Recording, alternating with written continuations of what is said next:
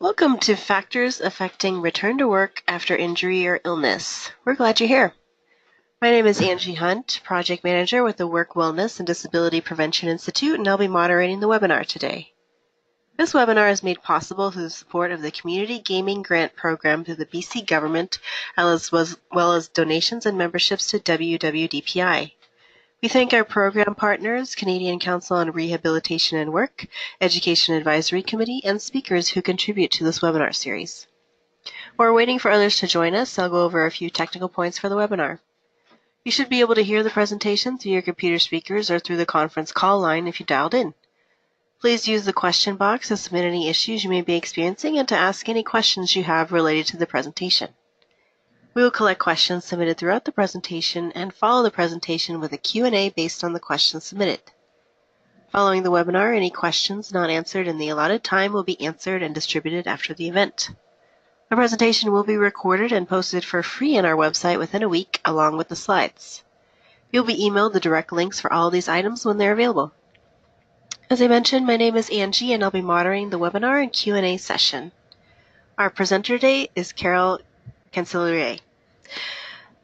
Dr. Carol Cancelliere is a clinical epidemiologist with a wealth of experience as a chiropractic clinician and researcher. She practiced as a chiropractor for 10 years before completing a Master's of Public Health, after which she led a large international research collaboration that investigated the prognosis and management of mild traumatic brain injury or concussion in adults, children, and athletes, and the military. Her PhD investigated the incidence and prognosis of post-traumatic headaches in adults.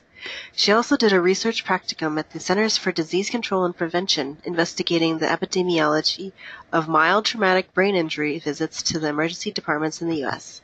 Her postdoctoral research focused on developing and implementing an evidence-based care pathway for chiropractors managing spinal pain in the Canadian Armed Forces.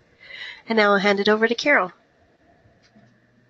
Thanks, Angie, and hello, everybody, and thanks for attending the presentation today. So what I'll be discussing today is factors affecting return to work after injury or illness. I'll start off with stating the take-home messages, talk about some key facts. I'll go over the International Classification of Functioning, Disability, and Health, talk about disability, the prognostic factors associated with return to work, the modifiable prognostic factors, principles of successful return to work, and then illustrate some of this information with a case study. So here are the take-home messages. People are going to have health conditions or symptoms, but we need to keep them at work. The health condition itself is not that important in influencing return to work. The modifiable prognostic factors in progressing return to work across health conditions are the following: the expectations of recovery and return to work, initial pain and disability levels, initial depression, access to multidisciplinary resources, and workplace factors. Another message is to think about assessing individuals using components of the ICF model. So here are some key facts from the World Health Organization. There are over 1 billion people that have some form of disability. That's 15% of the world's population. 10 to 20% of these have significant difficulties in functioning. Rates of disability are increasing due to population aging and increases in chronic health conditions. Work disability is associated with less economic activity, greater dependence on social programs, and decreased benefits of employment participation. So we know that keeping people at work is worth it for many reasons, and not just economic activity, but it is a predictor of health. Here are some of the most common causes of work disability. A recent study done in 2018 in the States, looking at the prevalence and causes of work disability among working age U.S. adults between 2011 and 2013, using the National Health Interview Survey. So not surprising, some of the most common causes are back and neck problems, comprising 30%, depression, anxiety, and emotional problems, 20%, and then arthritis and rheumatism is 20%. So the International Classification of Functioning, Disability, and Health The ICF model is something that many of you have probably heard about. It was established by the World Health Organization in 2001. It's a comprehensive and internationally accepted framework to understand health that includes functioning and disability. And it really helps us to understand the root causes of disability. It's used to structure rehabilitation plans, clarify team roles, and set rehabilitation goals. So we probably mostly know about the ICD-10 codes, which are codes to classify diseases and disorders or injuries or other health problems, but that alone is not enough to get a full picture of a person's functioning.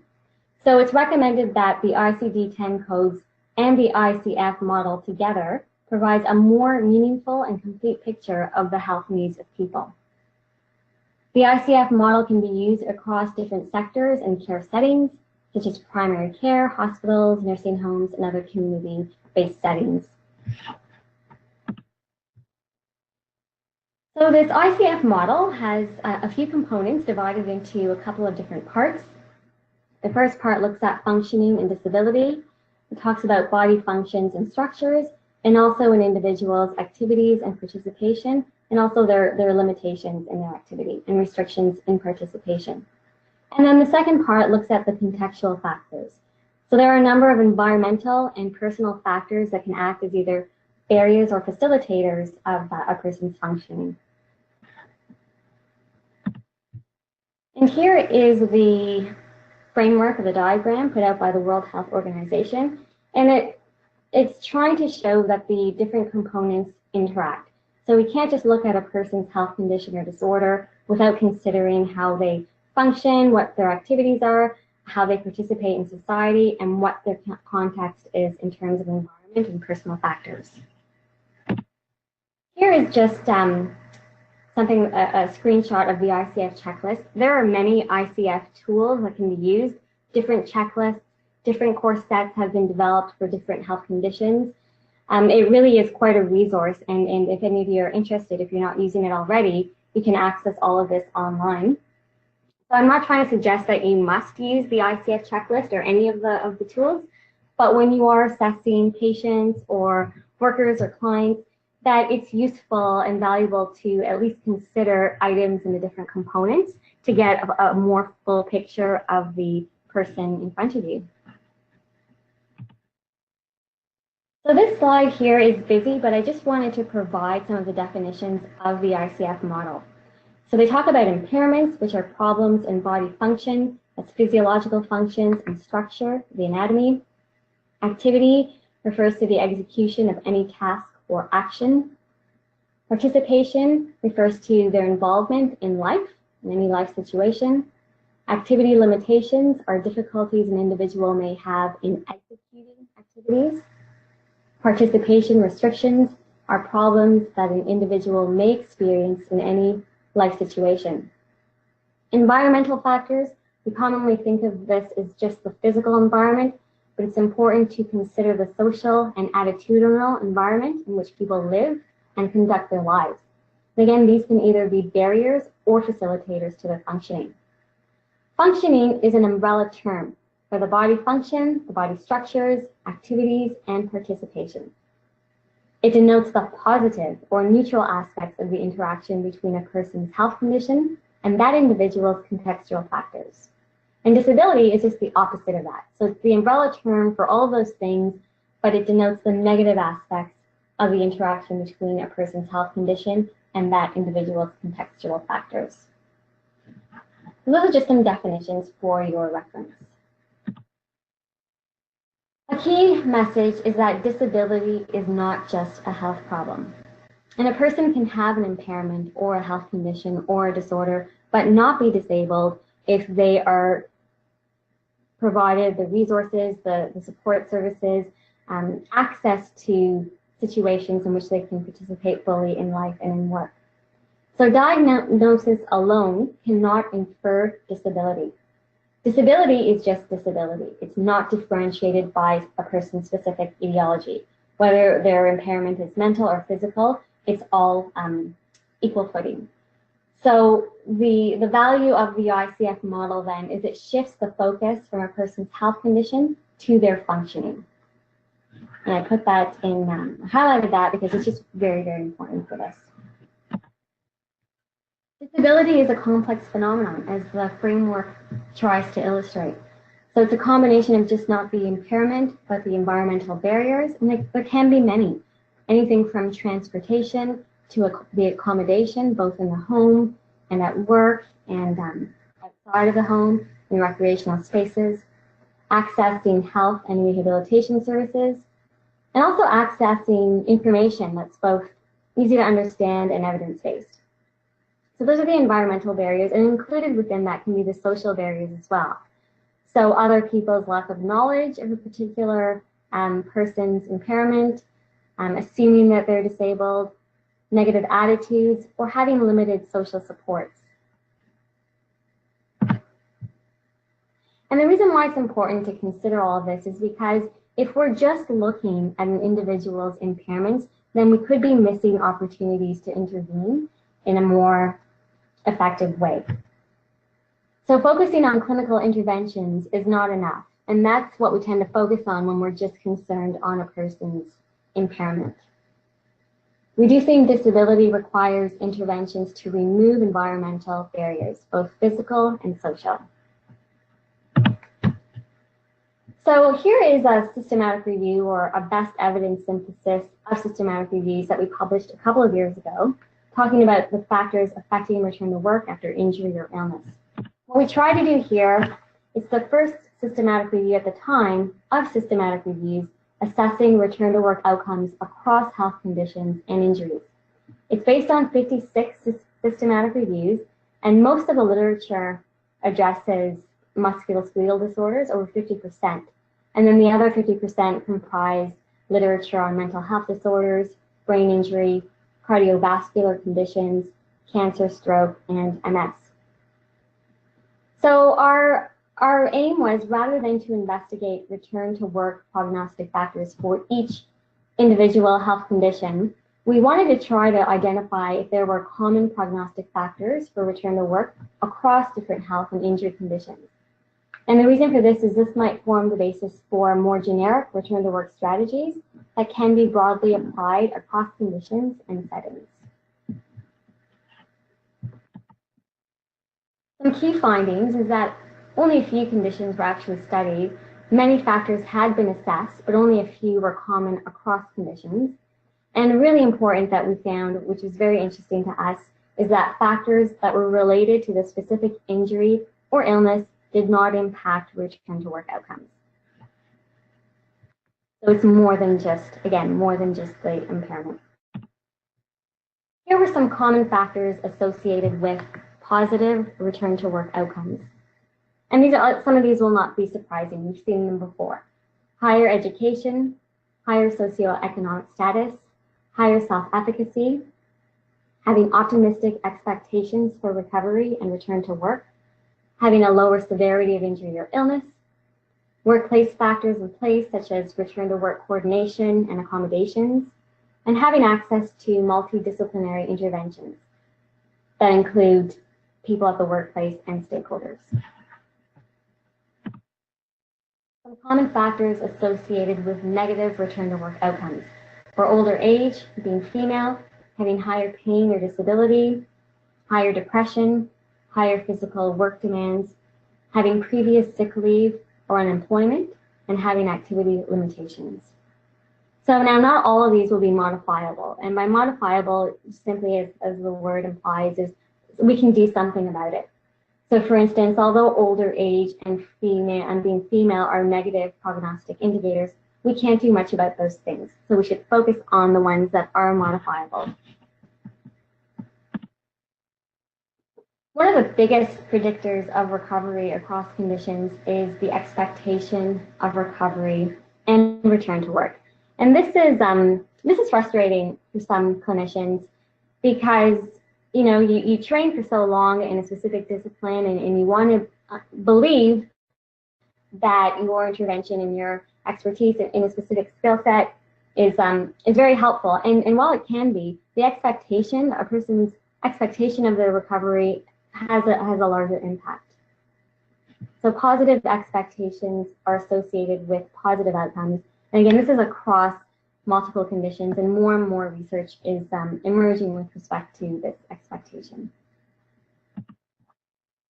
The next couple of slides, I just wanted to show you a couple of graphs just to give you an idea of how important this expectation of recovery is compared to some other factors which we think are prognostic in different health conditions. So a lot of my work has been focused in the area of concussion. And this study by Cassidy and co-authors done in 2014, they did a population-based cohort study. They assessed everyone who had a motor vehicle collision in Saskatchewan over a 2-year period, and they followed these people up for 1 year. And in Saskatchewan, you can do these large population-based studies because it's one insurer, so everybody's included. You don't have those biases that can happen with self-selection and that. So on the x-axis here is number of days, and on the y-axis is the proportion that are not recovered. So for instance, one of the predictors of recovery after concussion is the severity of headache in the baseline period, which can be anywhere from a day to 3 days after the collision. So if we look at severe pain, which is the yellow bar, those who had severe pain, so look at 100 days, a larger proportion of those would still be not recovered compared to those who had no pain, which is the blue bar.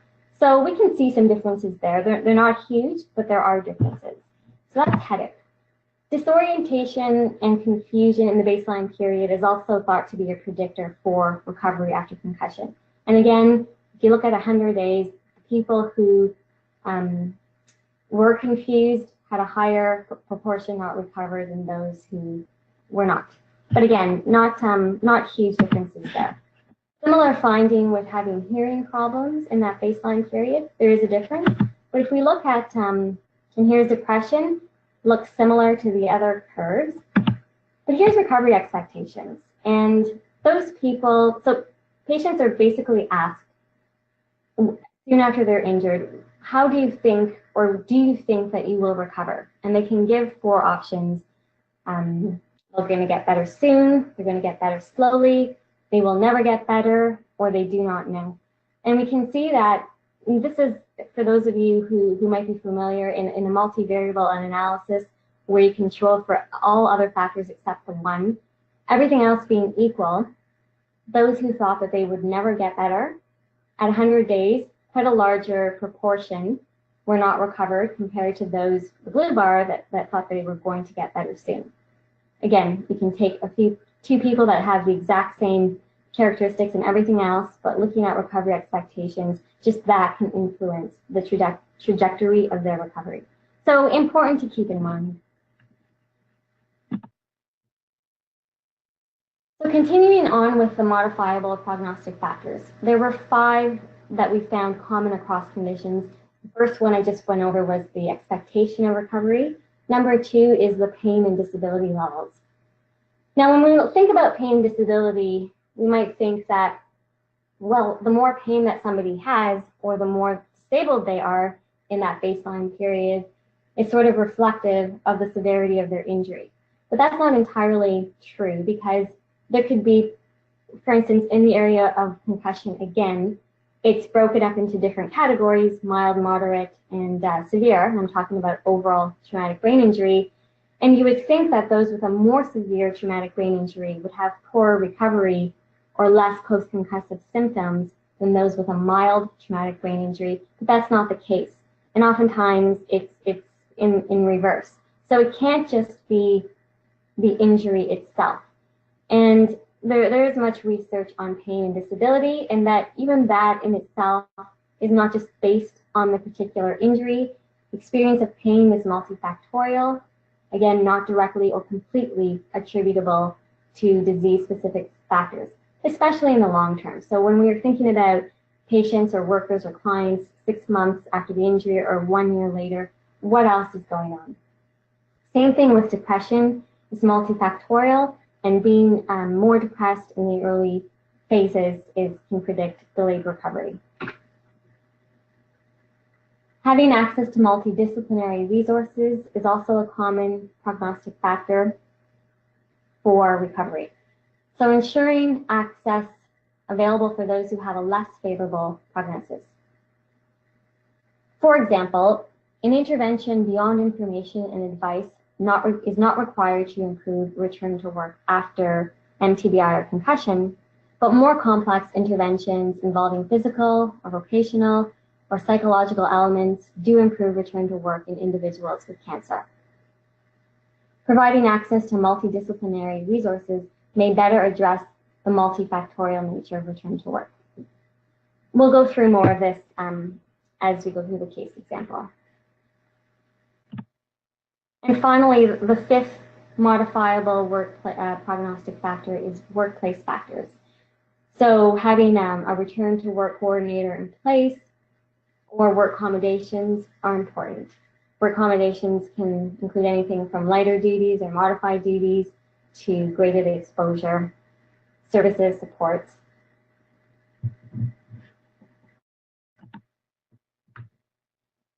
So when we started off on this systematic review, we kept this in mind. There are the 7 principles of return to work that you're probably familiar with that were set out in 2007 by the Institute of Work and Health.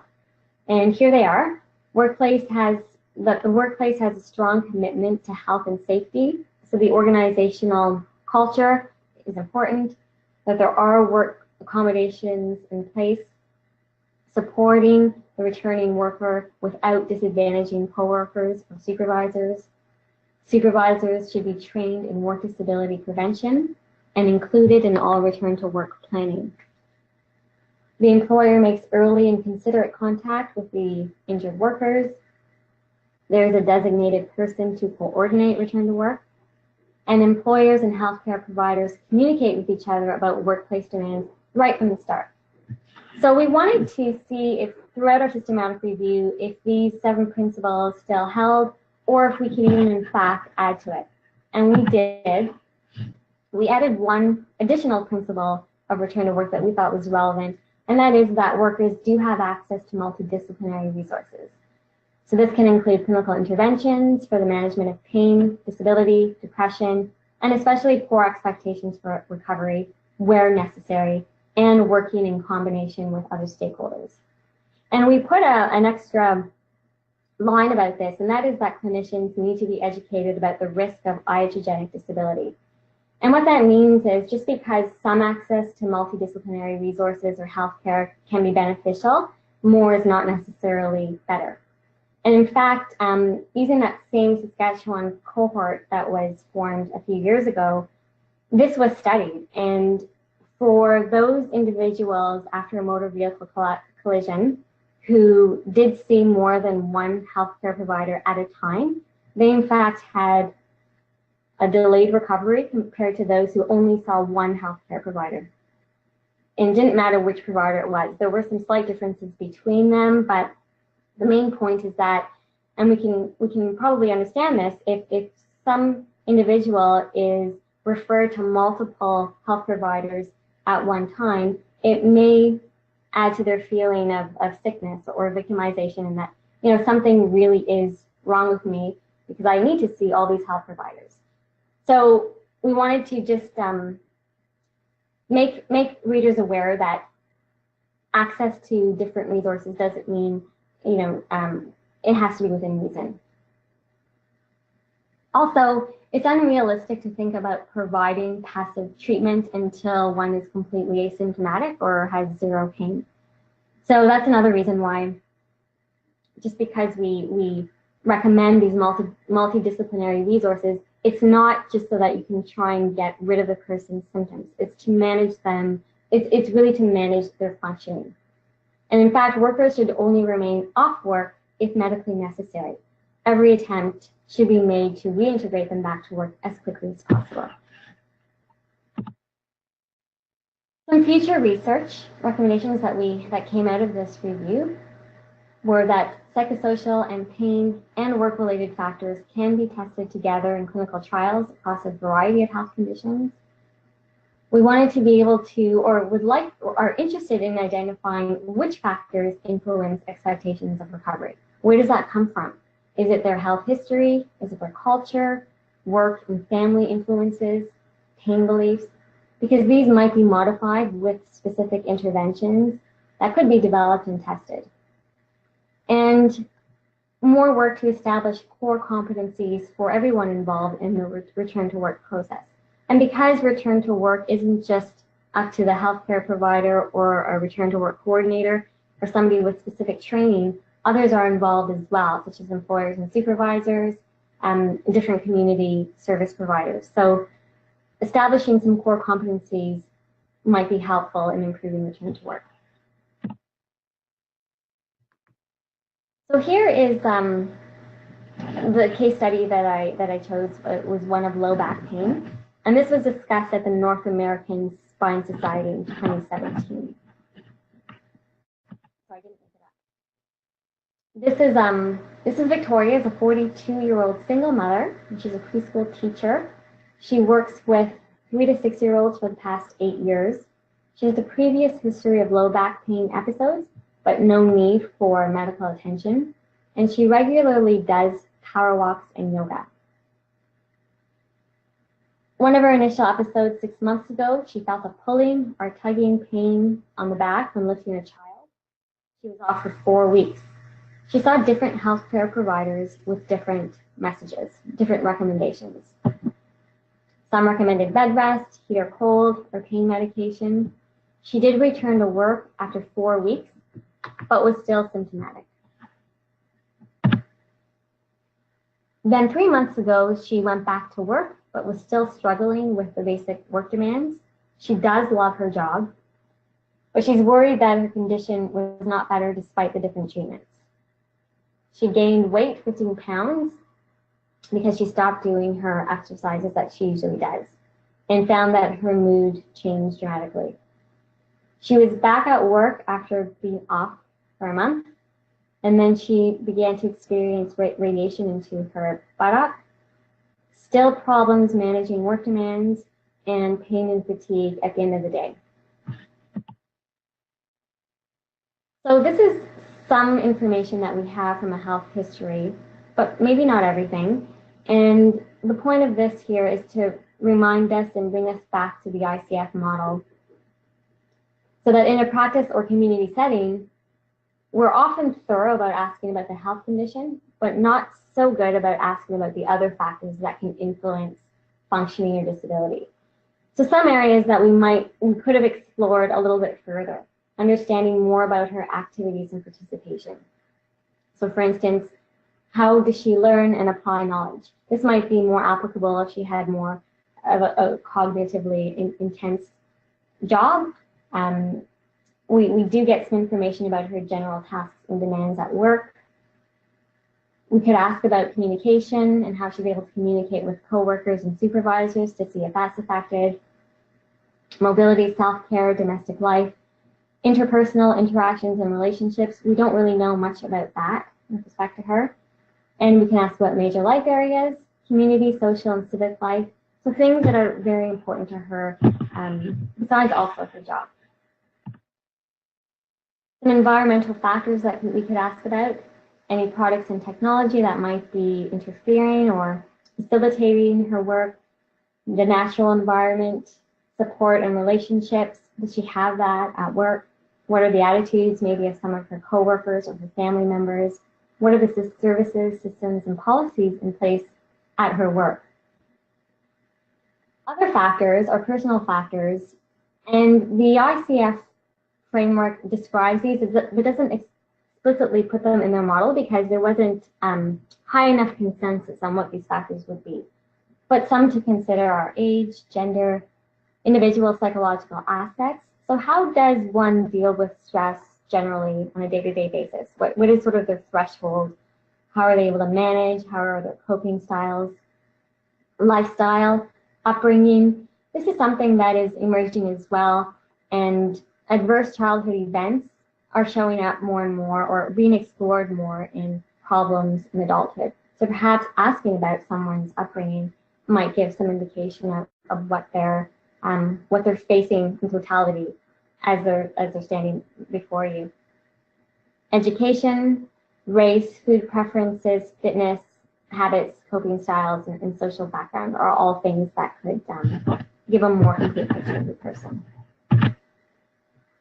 So these are some of the treatment recommendations that she's been given over the past 6 months. At the walk-in clinic, she was told by the physician that she had a pinched nerve. She was told to avoid doing anything that causes pain and that she needs to rest. She needed to take painkillers and got a note to excuse her from work.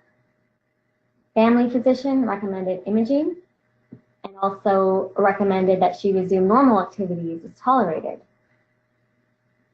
The orthopedic surgeon recommended that there was no need for surgery and that she only has low back strain, which was not serious, and referred her to a physiotherapist and chiropractor.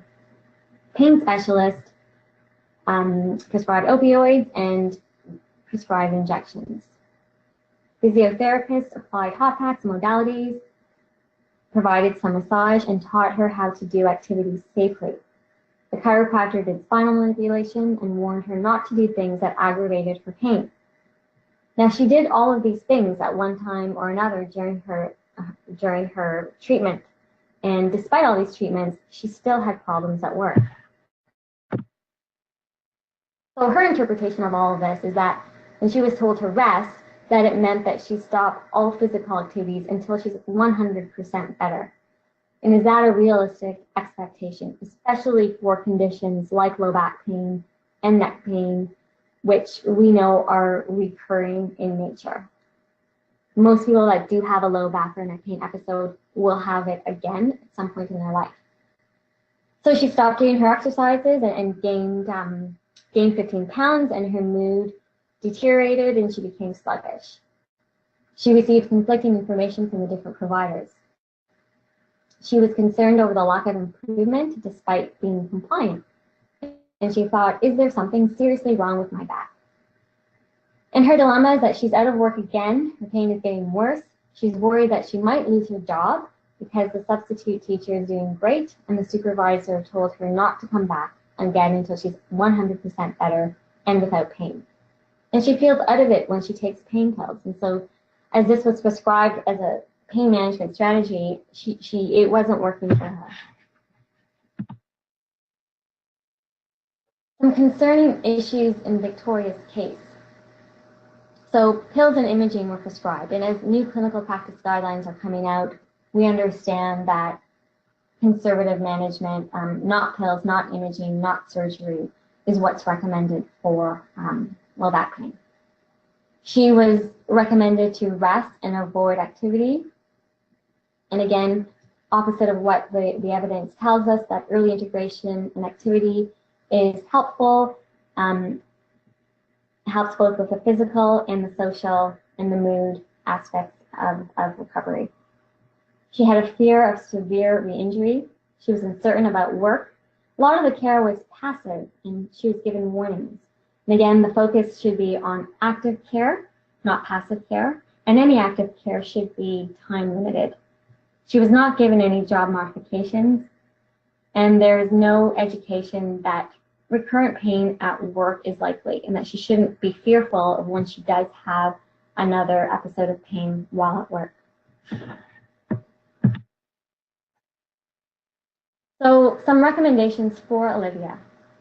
This surrounds or is focused on a biopsychosocial rehabilitation model. This comes from the ICF model and also from findings from our systematic review. First recommendation is to build a therapeutic alliance between Olivia, the worker, and her healthcare provider or community service provider, employer, insurer, basically who's ever involved in her return to work. A return to work coordinator can help. All of the stakeholders involved should work to earn the patient's or the worker's trust. The social aspect or the context of care can be as important as the treatment or the service itself.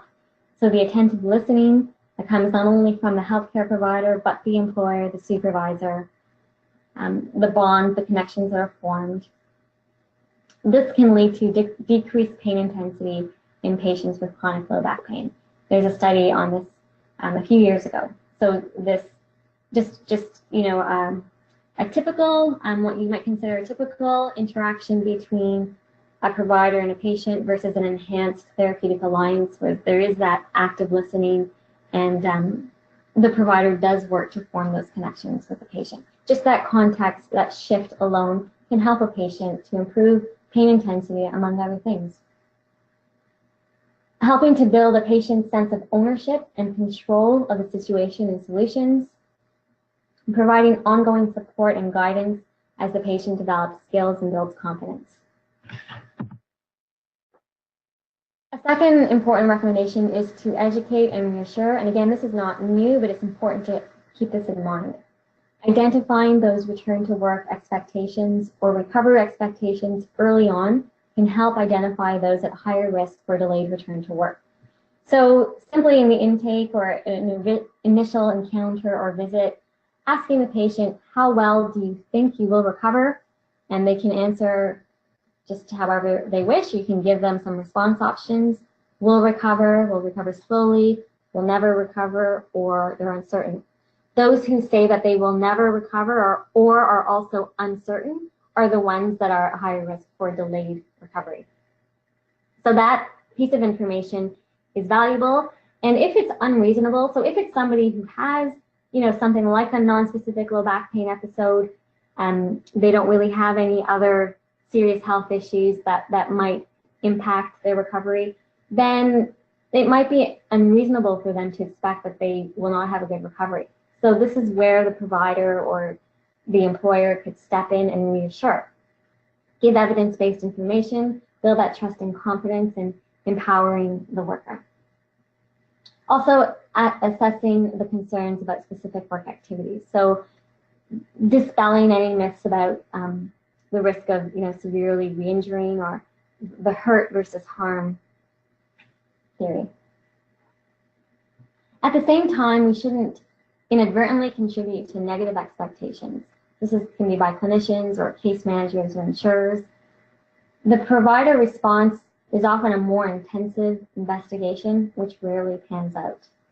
So if a person isn't getting better, then the thought is, okay, but now we go on to order imaging, or now perhaps we need to refer you to a pain specialist or a psychologist, or more diagnostic studies. And that always, for the majority of these cases, are not required. The patient's interpretation of an ongoing investigation or prolonged therapy or prolonged case duration is that, these providers and my supervisors, etc., must be really worried about me. I have a really unusual problem.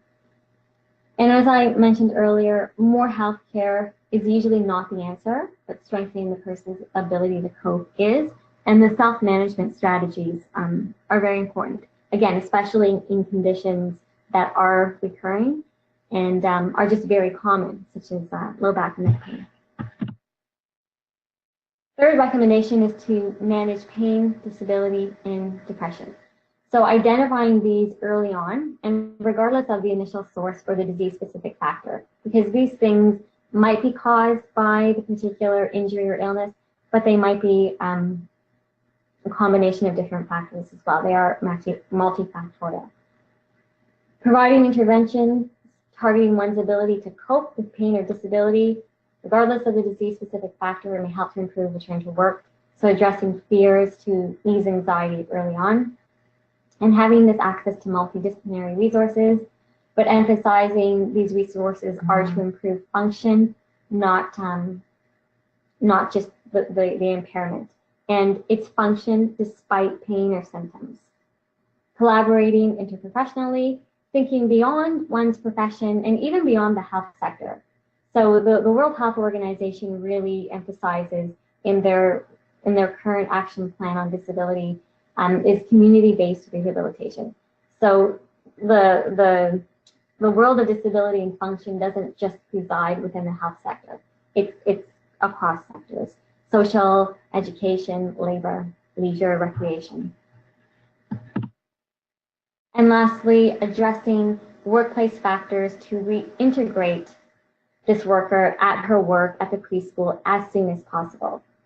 So explaining early on the return to work process to the worker can help to decrease their uncertainty and their anxiety.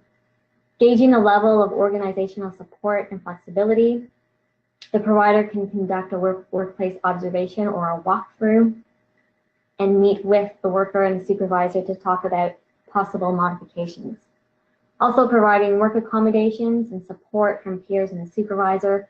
Some examples could include co-worker assistance. So maybe in Olivia's case, if she's having, a more symptomatic day, instead of her having to lift and perhaps change toddlers, that a co-worker might be able to pick up an extra shift of that. Change in preschool groups. So maybe she could work in an older age children that don't require the lifting and the changing. Better chairs and desks. Planning for flare-ups. So if she does have a flare-up, maybe she's allowed to take 15 minutes to go for a walk or perhaps ice her back or something else. Other temporary assignments and a gradual ramp up of her activities, both the magnitude of them and then the time that she's required to work.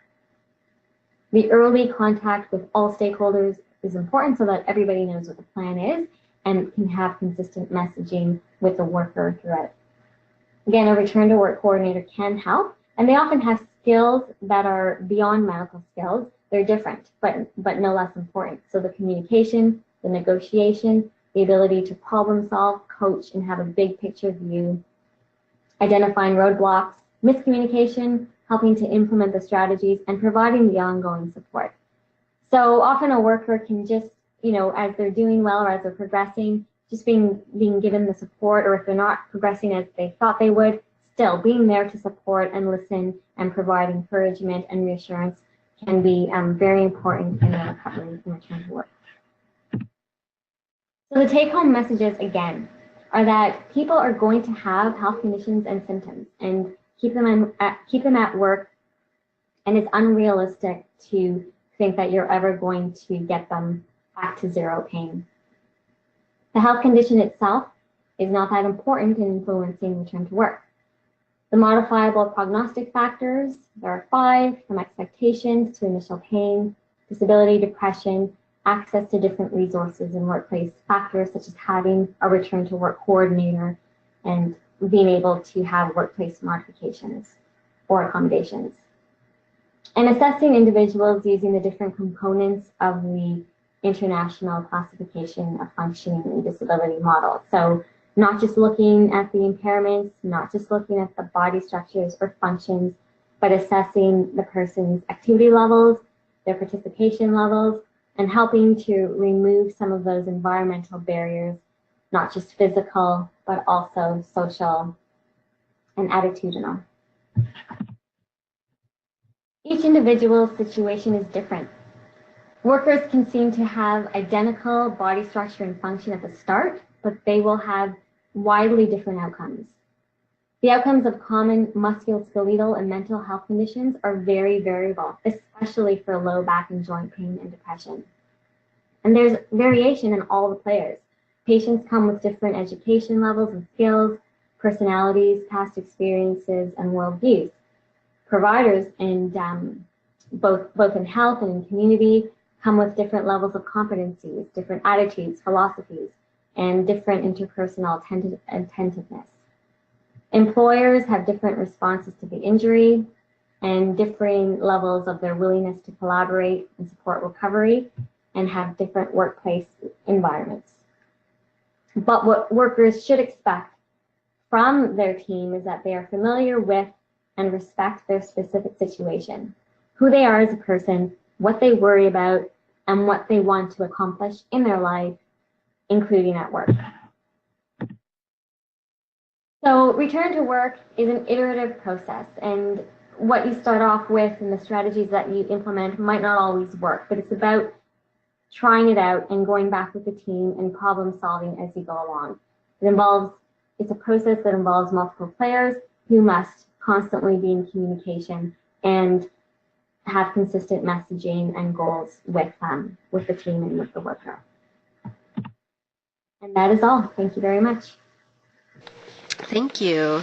To our audience, if you have any questions at this time, please enter them into the question box on the GoToWebinar panel, and we'll ask them out loud. A few questions that came in.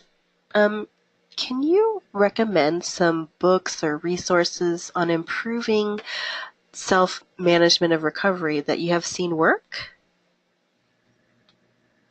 Okay.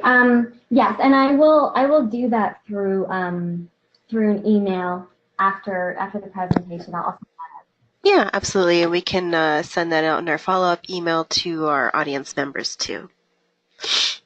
Another question. Were those Kaplan-Meier curves on the headache recovery generated after controlling for covariates? What injury severity variables were controlled for? So yes, they were, and mostly the severity of head and neck pain, and then other covariates would include yes or no questions.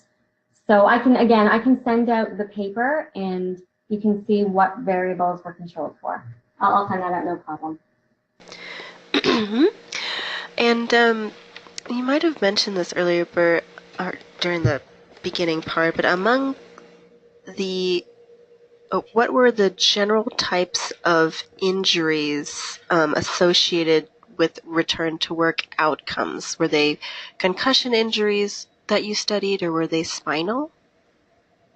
Yeah, so most of them were musculoskeletal, mostly back and neck. That's what most of the systematic reviews dealt with.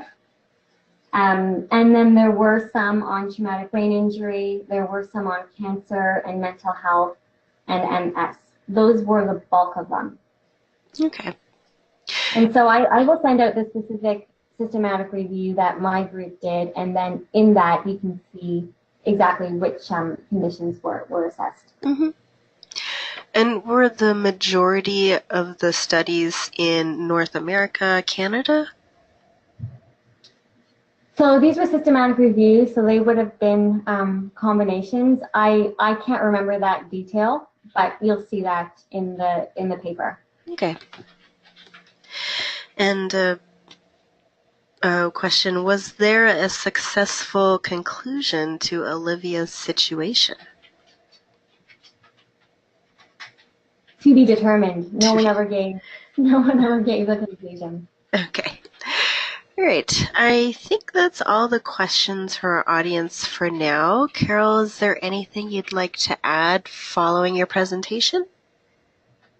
Just to remember how impairments are viewed differently today than they might have even been viewed a decade ago. So just because I'm a mom of a couple of young kids, and one is a school-aged boy, and it's interesting, it's very interesting, but very encouraging speaking with teachers and principals at schools. And I'll just give this quote, and I like it because I think it pertains to what we're talking about here. And what they say is that every child is successful. It's up to the educators to figure out how to make them successful. What specific resources does every child need, regardless of the impairment, to get them there, because they are successful. So that just really resonated with me, and I thought, wow, how far we've come in the school system. And I thought we should remember that. So when we have patients and workers before us with something, it's, they can get back to work. It's just, and they need not be disabled. And what can we provide them with so that they can live out their lives and their work lives to the full extent of their possibilities. Mm-hmm, mm-hmm. Well, there was one last question if we have some time. What are some strategies for reducing the feelings of iatrogenic disability? So iatrogenic is when the healthcare worker does something specific that is not supposed to cause harm, but it does inadvertently. So it's about watching your words. And so, for instance, in the case of concussions, because that's where my head is at most of the time, the thought of if you bring in a child and they've had a concussion and the healthcare provider has every intention to do right by you, but because of their own beliefs or their own thoughts, they might say, oh my gosh, you better make sure that your child is put in a dark room and no computers, no lights, no phones, no video games, nothing. And just that sense of urgency and concern, that's an iatrogenic effect, because you're imparting, you're making that, you're affecting the patient's expectation for recovery just by what you're saying. So watching your words very carefully is one of the biggest strategies that you can use to prevent that. Mm-hmm. I think that's all our questions for now. Thank you so much for your presentation and taking the time with us to speak today. Okay. Thank you, Angie, and thank you, everybody.